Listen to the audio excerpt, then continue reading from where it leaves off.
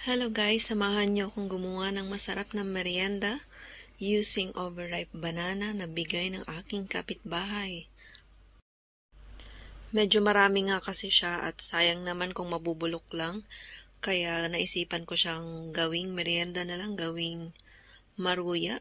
Maruya bang tawag dito? Basta bahala na kayo guys.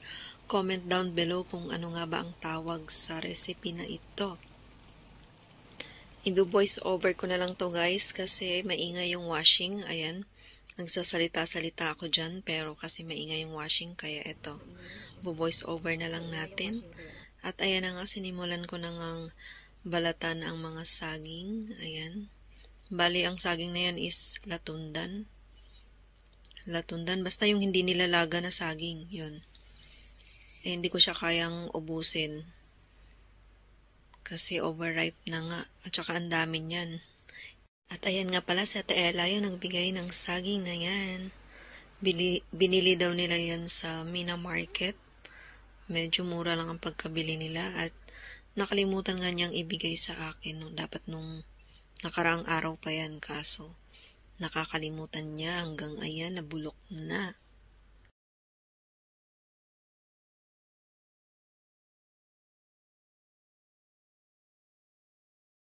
So, ayun guys, ayan na lahat ng bananas na overripe. Ngayon, durugin lang natin siya ng pino. Smash natin siya.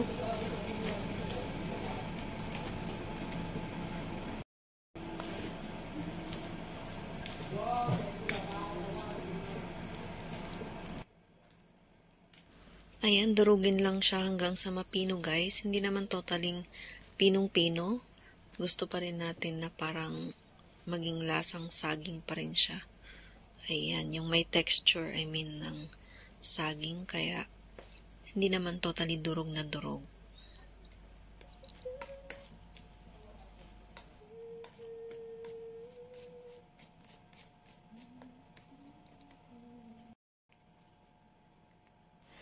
At once nadurog na lahat ng saging guys, ay ilalagay ko naman ngayon ang flour o harina.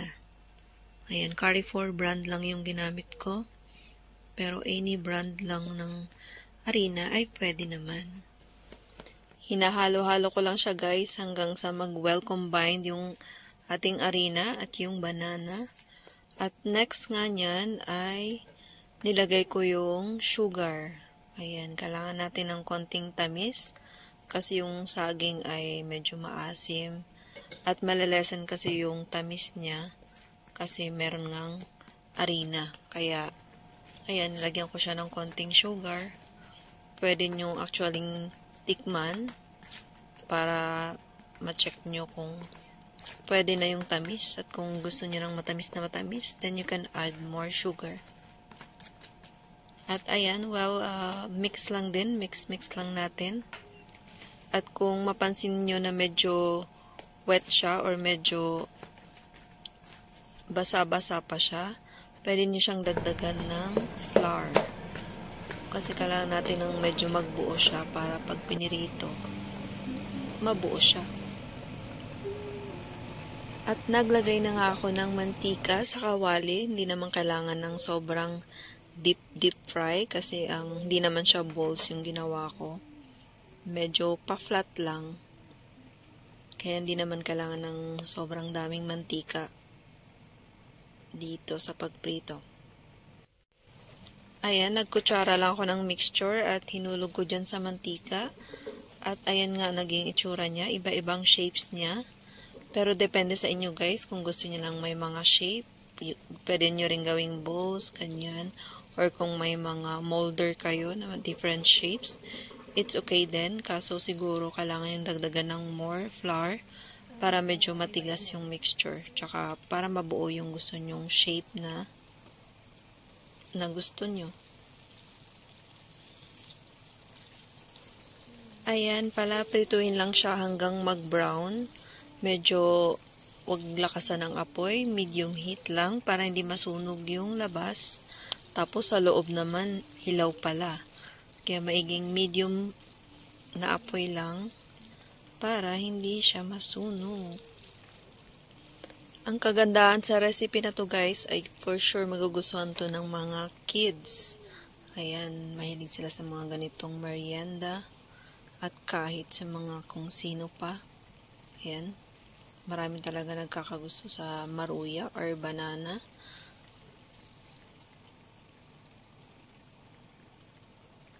Nakagawa na ako ng ganito before guys, pero using saba banana. Bale, first time kong gumawa ng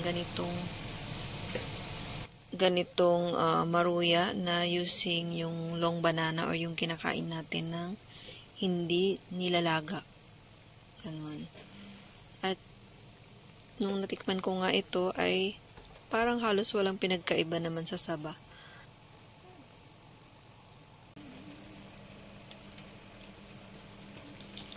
O diba, at least hindi na sayang yung saging kasi kung di namin naisip tong recipe na to, naku po, matatapon yung saging na yun kasi nakakaanong kainin yung overripe talaga ng banana. Medyo hindi masayang kainin.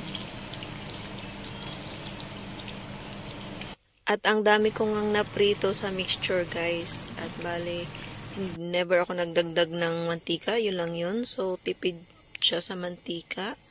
Bale, isang buhos lang ng mantika yun and then di ko na dinagdagan.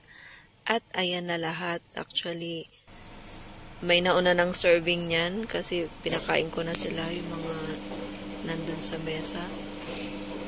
Bale, ito for the, for the flex. For the thumbnail, ayan. Kaya na videohan ko. At meron nga pala ako nilagay na konting sugar.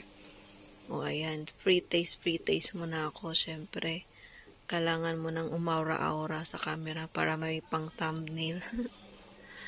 So ayan, sobrang enjoy kainin at naubos nga namin yan guys. Ilan lang kaming kumain kasi sobrang sarap kasi ayaw mong tumigil sa pagsubok. You want to join? At ayan nga, yung isang neighbor namin na ibang lahi. Indian. Ayun, pinatikim ko. Banana. Ayun, masarap daw. Maruya na banana. Kaso ayaw niyang marap sa camera, kaya ayan. Ako lang muna. Ako na lang, wag na daw ako mandamay. Thank you guys for watching. Sana nag-enjoy kayo sa video na to. Please don't forget to like, comment, and subscribe my YouTube channel. And follow my FB page, Chean Vlogs. Bye!